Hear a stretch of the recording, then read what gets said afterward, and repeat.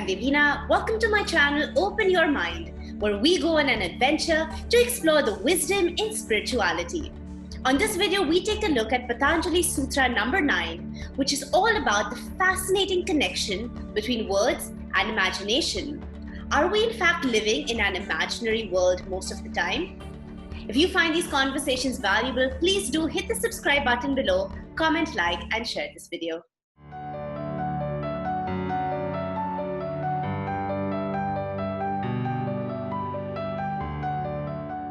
So here Devina, we see the Sutra 9 is saying in Sanskrit, Shabda Jananupati Vastu Shunya Vikalpa. If I translate each word, it's like Shabda means word, Jananupati means knowledge with respect to, Vastu Shunya, Vastu means object, Shunya means zero, means unreal object, Vikalpa means imagination. So imagination is the world that I have created based on words, symbols, which is not carrying the real objects. Right. Means objects are there, things are there, but they are not real. Right. They are imaginary. That's why we call it imaginary. That's how we separate the imaginary world and the real world. The imaginary world is not real world. That's why we call it imaginary, created by the imagination. Yes. So in this sutra, Patanjali is describing about imagination.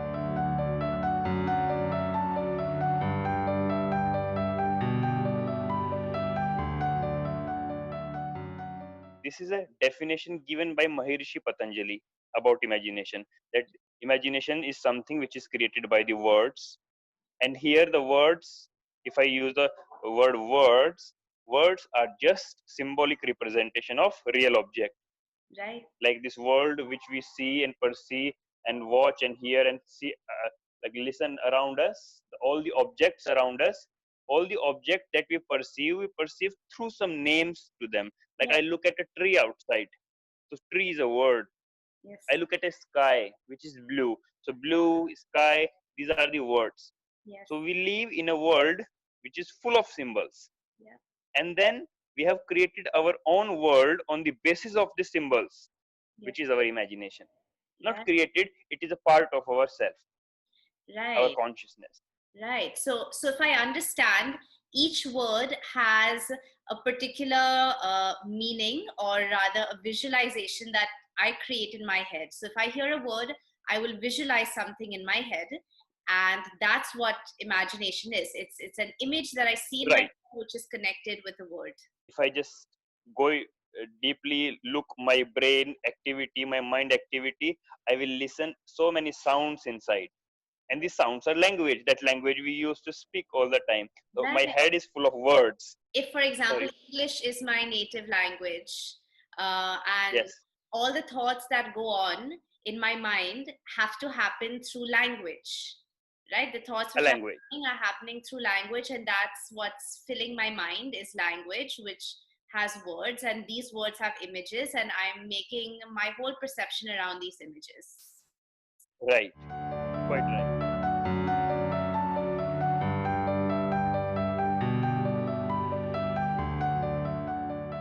I told you my consciousness, my chitta, which is full of images. Each image is bringing a different vibrations, frequency. Yes. Means here, if I have an image of my father, my mother, this is a very different frequency when I have an image about my boss. True. From my office. Yes. Right?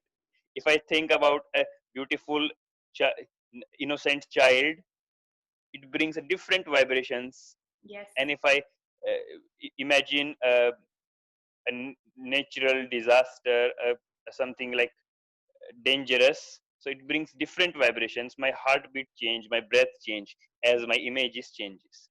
Yes. So my consciousness is full of images. And the definition of yoga, when chitta vritti means brain waves, mind waves are controlled. Yes.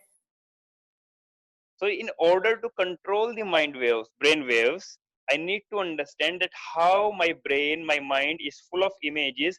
Can I become free from images? If I can become free from images, I can achieve yoga.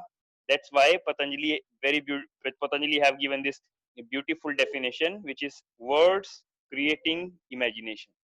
Imaginations are based on words. For an example, if I say I'm sitting in this room, so if this roof above it, if it is my imagination, then these walls are the words. So they work together. If there will be no words, there will be no roof.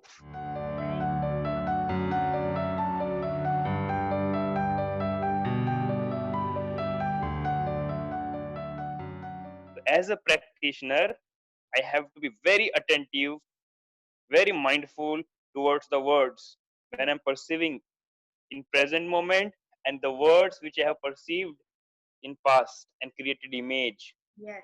So what I have to be mindful about the images which I have created and the images which I'm creating right now.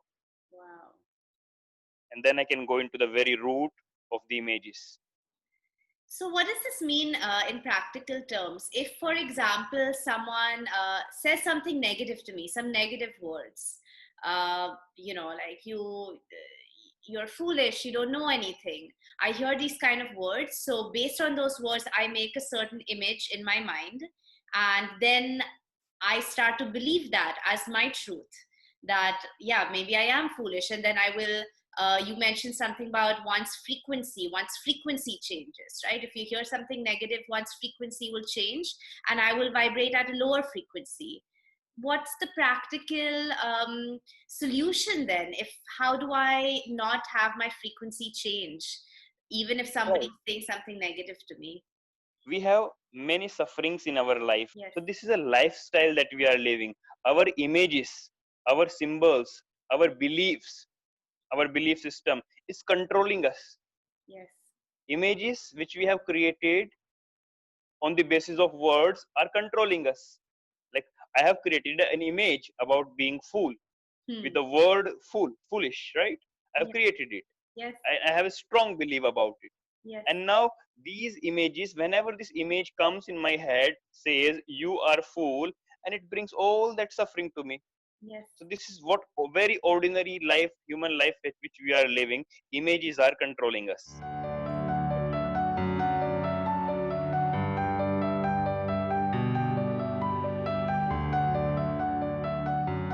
Brain waves are controlling me.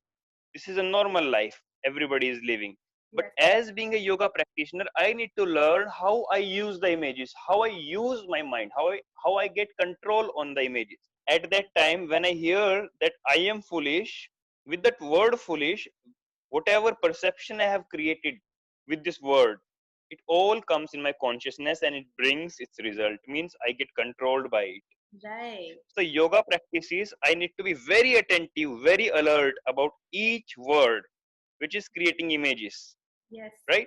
So if I will be very alert and active with the symbolic sounds, which are the words which are inside my head, which are spoken from outside also, outside my head, I'm very alert and active with the functioning, how I perceive these words, these sounds, and how these sounds creates the imaginations and brings different vibration.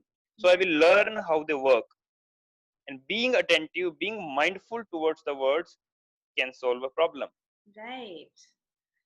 Right. Wow. But it is an extraordinary act. It is an act which is not taught by anybody. We never think about it in our daily life. Yes. We just very much focused on how I can create my image better. Yes. How I can become better. We never have this question, can I just have no image? Right. So what this means is, again, if somebody tells me I'm a fool, it will affect me and I will think negatively of myself and all those lower vibrations will happen within me.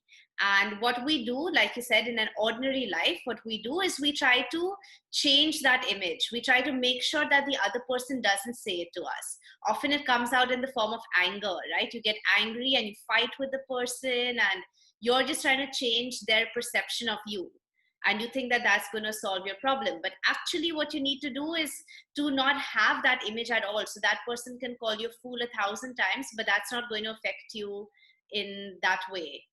That's what you have Exactly. Exactly.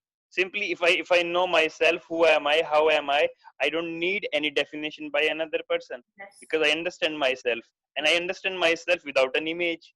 Yes. See, See how much effort we do, how much energy we give to our image, how much energy consuming is that image is.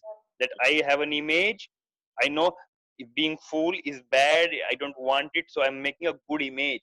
And Yes. to make a good image, I'm doing a lot many things. I'm like learning a lot many things, how I should behave, what things I should do, I should not do, and I'm putting a lot many energy to create that image.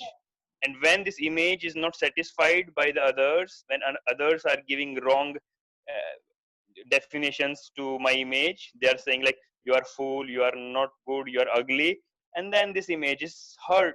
When image get hurt, I get hurt, because I am identified with that image. Yes. We are all the time identified with some images, as sutra number 4 mentions. Yes. That Vratya Sarupya Mitratra means all the time we are identified with our images. Yes. So the sutra number 9, which is about imagination, is important, because our content of our consciousness on which we are working is imagination. Yes. We are never free from them. Mm.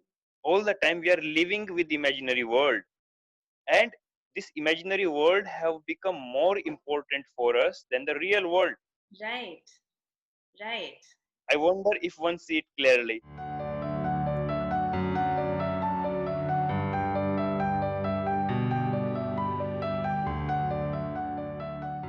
So, what then is the difference? How do we know even what is the difference between this imaginary world and the real world? What is the real world in that case?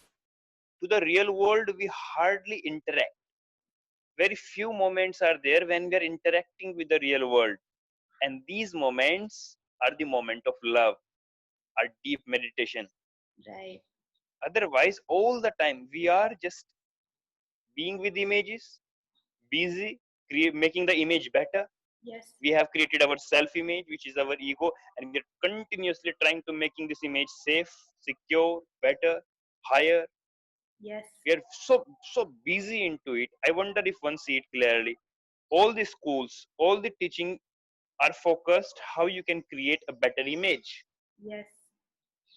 And this image is creating, it's a root cause of all the problem. Right. Root cause of all the problem is self image, which I have created. No study talks about, can we just have no image, or can we just have control on the image? Can we just break the identification of ourselves from the image? Yes. Or Can or we become, or try to control how others perceive us. What is their image of us? We're always trying to control outside, right? We never want to control inside. always? And this is a root cause of all the conflicts in the relationships. Yes. It's hard to find a relationship where there is no conflict. Very hard to find on the earth. And this is all happening because we have created an image about ourselves. We have created an image about our partner, our like the person with whom we are in relation, or Yes. the thing or place. And these two images have fight.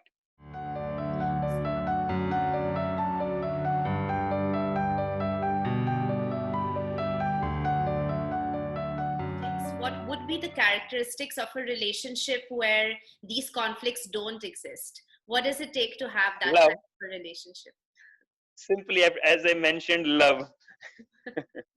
Love is the thing. Means if there is a deep love, when you are in a communion with your partner with a deep love, in this deep love, nothing happens but images disappear. That's it. Yes. Love is a state where all the images are disappeared. I'm talking about deep love. I'm not talking about the romantic love Yes. or the pleasure. Right. Pleasure and romance are based on image, where image is fulfilled by another. Yes. When another is giving to the image what image wants, that is what pleasure and romance is. Yes. Right? You keep expecting from somebody that to be my partner, you have to do this, you have to do that, you have to fulfill this, you have to meet these criteria of mine. This is not love. This is not love.